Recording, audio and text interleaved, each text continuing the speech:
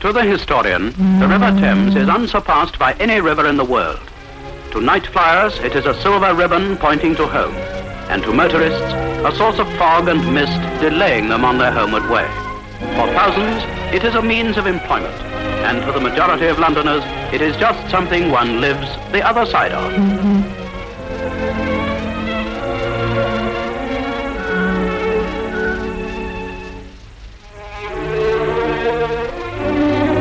Most people are familiar with, say, 2 miles of the Thames from Westminster to Tower Bridge. But what of the other 200 miles?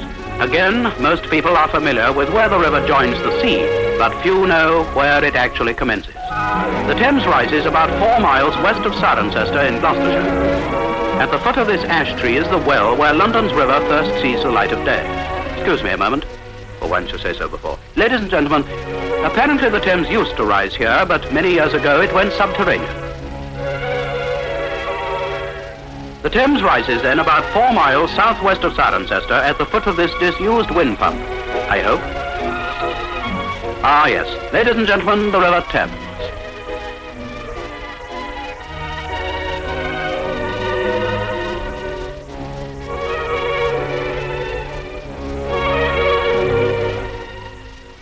From its source, it flows unhurriedly through the meadows and under this unique form of bridge work, where a railway crosses a road which crosses the river.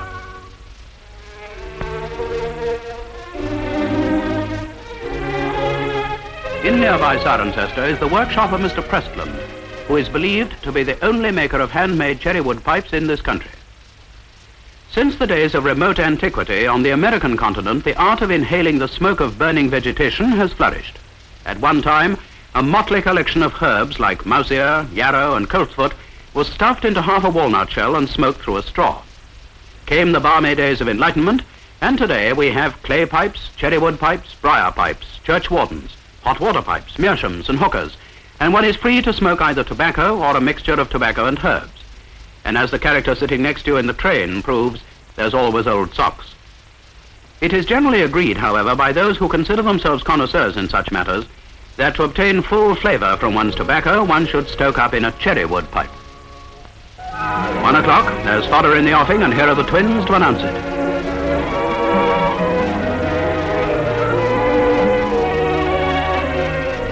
Turning from young Daddy Prestland to old Father Thames, we arrive at Aston Cairns. Some while ago in this lovely Wiltshire village, a swan crash-landed with a broken wing.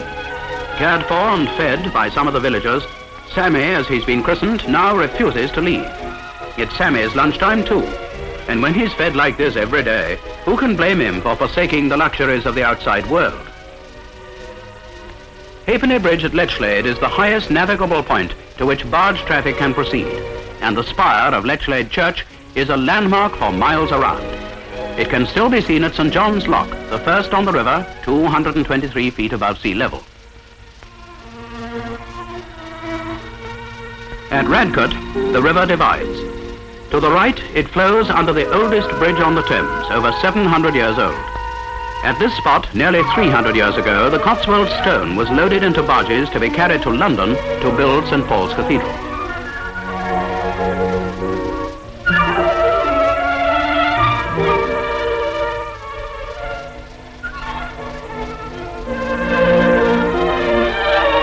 Just past Newbridge, which was the scene of some bitter skirmishes in the Civil War, is the ferry, immortalized by Matthew Arnold in The Scholar Gypsy, Bablock Hythe.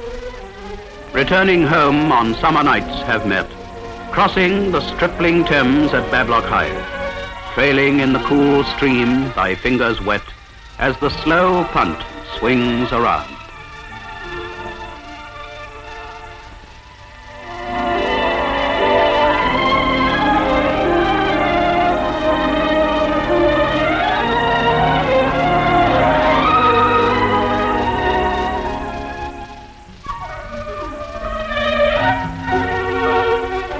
If by some odd chance you feel the urge to build a new weir, you must first erect a temporary steel dam known as a coffer dam. This alters the course of the main stream, and one may mess about with the once reinforced concrete or mud pies according to age, practically without getting one's feet wet. When the new weir is completed, the coffer dam must be cut away. And that is what this diver is doing.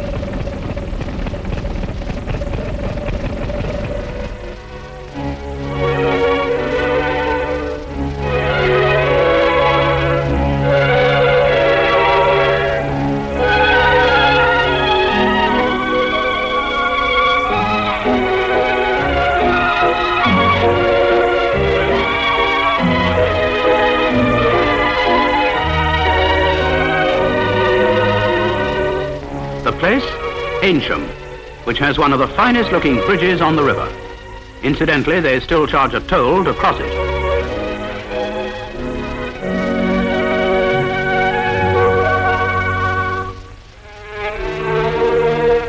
The city of dreaming spires, Oxford, with her fair and floral air, and the love that lingers there and the streets where the great men go.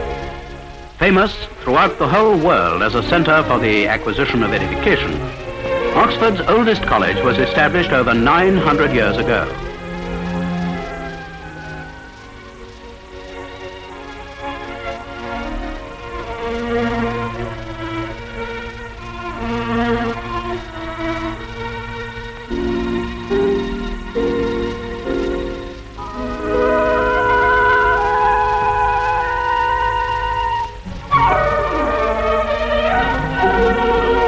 Many of Oxford's 8,000 students spend their days off at Abingdon, some 12 miles away. Abingdon is noted for its 7th century abbey, the remains of which are today enclosed in the lovely public gardens.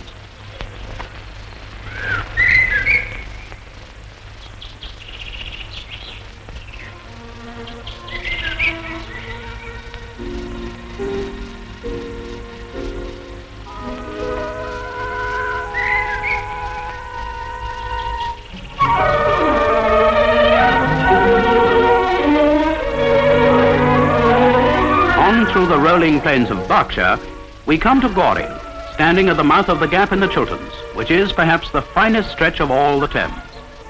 Here in the solitude of the Thames Valley, one might be 100 miles from the bustle and smoke of London. Actually, it's nearer 70.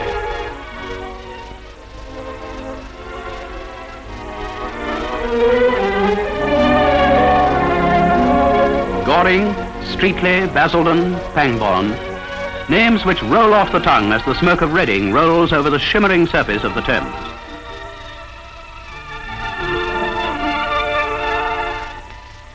Henley, of course, is the scene of the great amateur regatta held every year in July. But it is not generally known that the first Oxford and Cambridge boat race was held here in 1829.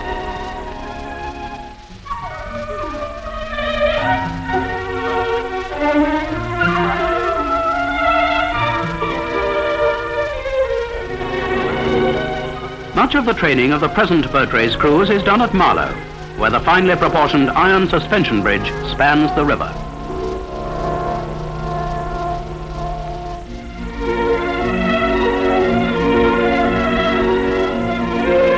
And talking of bridges, this one at the side of Bolter's Lock at Maidenhead was famous as a centre of Victorian fashion.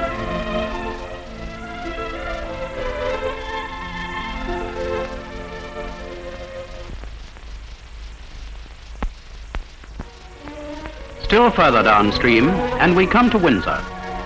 The serenity of the river and the grandeur of the castle combine to make Windsor one of the most visited spots on the Thames. Mainly built by Henry III, a royal residence has existed here since the days of William the Conqueror. Justly famous throughout the world, Henry V, crowned kings. Oh, and then it goes into a lot of historical notes that I won't trouble you with. They're not very interesting.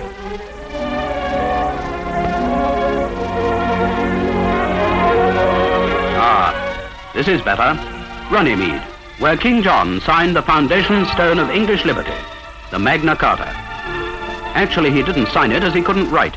He simply attached his seal, which amounted to the same thing. By the way, clauses 12 and 14 require all taxes to be voted by a national parliament. So now you'll know who to blame.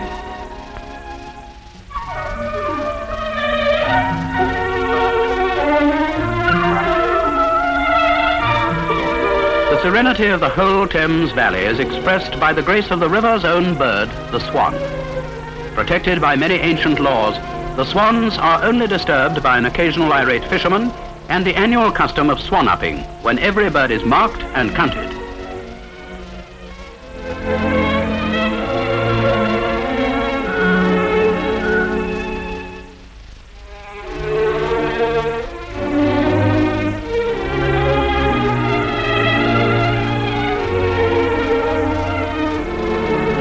Further downstream, we arrive at Molesey Weir, which regulates the level of the water between here and Sunbury, 3 miles away.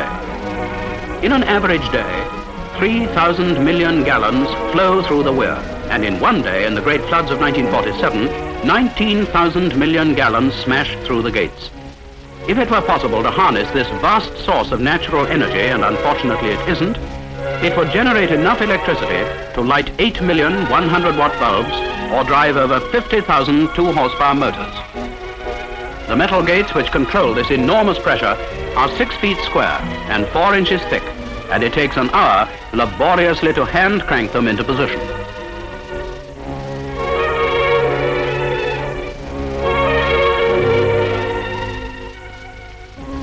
Nearby is Molesey Lock, one of 43 on the Thames, which raise the level of the water 223 feet, half the height of Blackpool Tower. It takes 5 or 10 minutes to take a vessel through a lock, and the operation is known as making a lock. The top main gates are first opened to allow the boat in. These are then closed, and the bottom sluice gates opened to allow the level of the water to drop. 1, 2, 3 feet, 4, 5 feet the water drops. And now it is level with the surface outside, and the bottom main gates are opened to allow the boat through.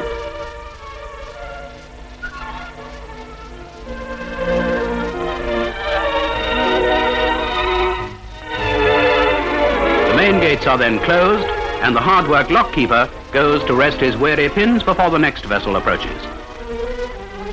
The one that has just passed through is now at Hampton Court, 400 yards downriver.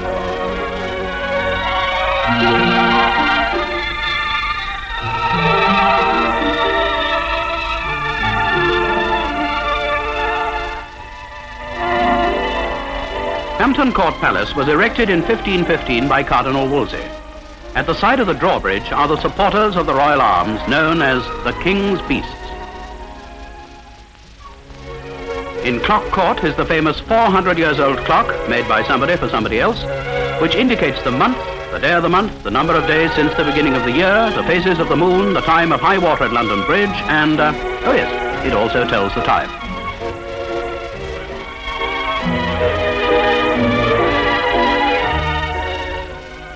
The great deer park that stretches for miles round the palace was formed by Henry V. In it are hundreds of fallow deer which roam undisturbed over the rolling acres of the park.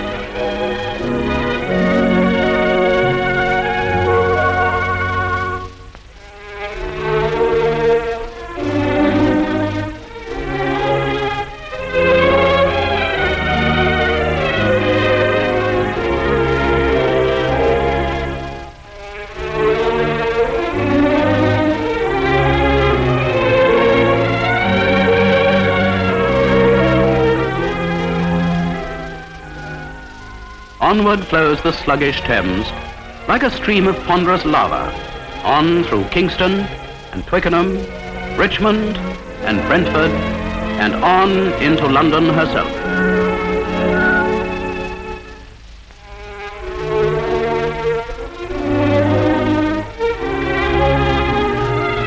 I skip, I slide, I gloom, I glance among my skimming swallows. I make the netted sunbeam dance among my sandy shallows. For men may come and men may go, but I go on forever.